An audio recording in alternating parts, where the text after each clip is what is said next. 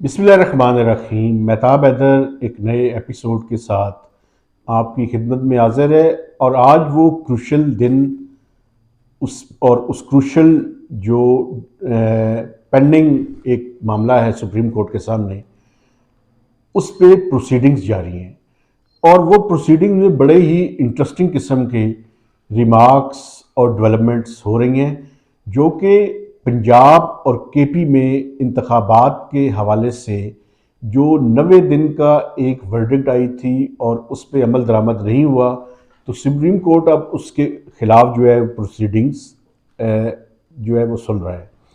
دیکھیں، بڑی ہی انٹرسٹنگ بات ہے۔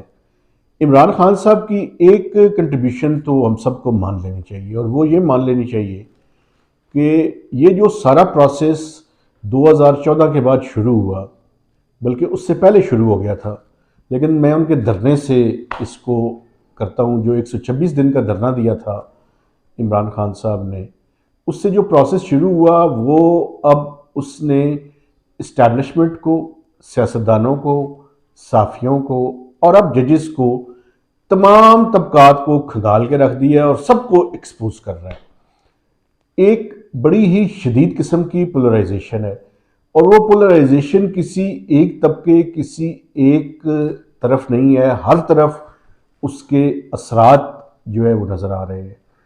اب انہی اثرات کے نتیجے میں پہلے تو یہ ہے کہ یہ جو فیصلہ تھا پنجاب اور کے پی کے انتخابات کا، یہ ججز کی کتنی اکثریت کے ساتھ ہوا تھا۔ جن لوگوں نے وہ پٹیشن اور وہ کیس سننے سے انکار کر دیا تھا، کیا ان کو اس فیصلے میں شامل کرنا چاہیے، نہیں کرنا چاہیے؟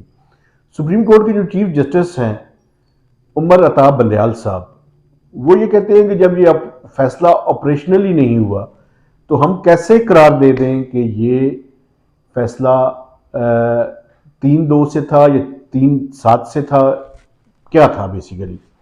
تو بنیادی طور پہ یہ ایک لنگرنگ کنٹروورسی ہے جس کے اوپر سارے کی سارے معاملات چل رہے ہیں۔ اسی پروسیڈنگز کے دوران فواد چودھری صاحب روسٹرم پہ گئے، انہوں نے کہا جی کہ یہ جو اسلام آباد کا انہوں نے بند کیے ہوئے ہیں راستے، ان کو کھولنے کا آرڈر دیا جائے، لیکن سپریم کورٹ نے اس پر ان کی درخواست پر یہ اس کے بارے میں کوئی فیصلہ نہیں دیا۔ تو بنیادی طور پہ یہ پروسیڈنگز ابھی جاری ہیں، اور توقع کی جا رہی ہے کہ آج یہ جو انتخابات ہیں ان کے بارے میں کوئی نہ کوئی الٹیمیٹ فیصلہ ہوگا، لیکن اس میں کچھ بڑی عجیب و غریب قسم کی باتیں بھی ہیں۔ مثلا چیف جسٹس نے اور باقی ججز نے ان سے یہ کہا کہ اگر آپ کو اس بینچ کا آپ نے بائیکاٹ کیا ہے تو آپ اس پہ ہمارے سامنے آ کے آرگومنٹ کیوں کر رہے ہیں؟ اس پہ جو پیپلز پارٹی کے وکیل ہیں لطیف کھوسہ صاحب، انہوں نے، اور فاروق ایچ نائک انہوں نے کہا کہ ہم نے بینچ پر اپنی ریزرویشن شو کی ہیں، ہم نے پروسیڈنگز کا بائیکاٹ نہیں کیا ہوا۔ تو ایک بڑی انٹرسٹنگ قسم کی صورتحال ہے۔ اب دیکھنا یہ ہے کہ سپریم کورٹ کے بڑے پرستو قسم کے سقراط جو ججز ہیں، یہ کیا جو ہے اس کے بارے میں فیصلہ کرتے ہیں، کیونکہ اس کی وجہ یہ ہے کہ پولز اپارٹ ہے یہ سارا معاملہ۔ لیکن میں ایک بات کر کے آپ سے اجازت چاہوں گا، الٹیمیٹلی سیاستدانوں کے لیے یہ بہتر ہے کہ وہ ہر چیز سپریم کورٹ کے سامنے یا کسی اور تھرڈ پارٹی کے سامنے پیش کرنے کے بجائے اگر آپس میں ڈائلاگ کر لیں اور ڈائلاگ کر کے کوئی نہ کوئی راستہ نکال لیں۔ دیکھیں، دونوں طرح کے آرگومنٹس ہیں۔ ایک آرگومنٹ یہ ہے کہ ابھی فوری طور پہ 90 ڈیز کے اندر انتخابات ہونے چاہیے۔ دوسرا آرگومنٹ یہ ہے کہ، اور وہ کانسٹیٹیوشنل ریکوائرمنٹ بھی ہے، بالکل ٹھیک ہے۔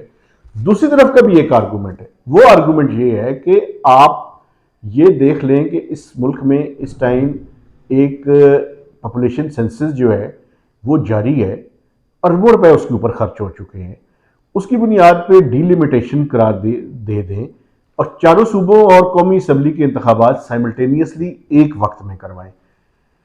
میں سمجھتا ہوں کہ انتخابات آئین اور قانون کے تحت ہونے چاہیے۔ اس پہ پولیٹیکل پارٹیز کو بیٹھ کے ایک ڈائلاگ کر لینا چاہیے، اور اس ڈائلاگ کا مقصد یہ ہے کہ آپ یہ دیکھیں کہ آپ نے اگر ان 2 صوبائی اسمبلیوں کے انتخابات کروا لیے ابھی، تو یہ پرانے سینسس پہ ہوں گے. اگر اس کے بعد باقی 2 صوبوں کے اور مرکز کے انتخابات ہوئے تو جو پارٹی ہار جائے گی وہ شاید اس کو قبول نہیں کرے گی. تو ایک براڈر کنسنسس پولیٹیکل پارٹیز آپس میں بیٹھ کے اگر کر لیں تو یہ زیادہ بہتر ہے. کیونکہ اس کی وجہ یہ ہے کہ مجھے یہ بتائیں کہ اگر انتخابات کے بعد بھی یہ کرائسس جاری رہا اور انتخابات کے ریزلٹس کو ماننے سے انکار کر دیا گیا، who will be responsible؟ یہ تو طے کرنا ضروری ہے نا. رولز آف دا گیم طے کر لیں.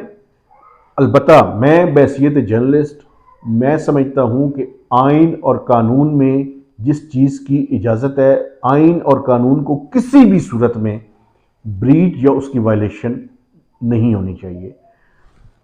لیکن آپ کوئی ایسا راستہ نکال لیں جو وائبل راستہ ہو، جس پہ آئین اور قانون کی خلاف ورزی بھی نہ ہو، اور یہ جو اس ٹائم ایک لنگرنگ کرائسس لائک سچویشن ہے، اس کا بھی ہم کوئی نہ کوئی حل تلاش کر کے ملک کو آگے کی طرف لے کر جائیں. یہ کب تک لنگرنگ اور یہ بوائلنگ کرائسس اور یہ ڈراپ سین جو ہے وہ ہوتے رہیں گے.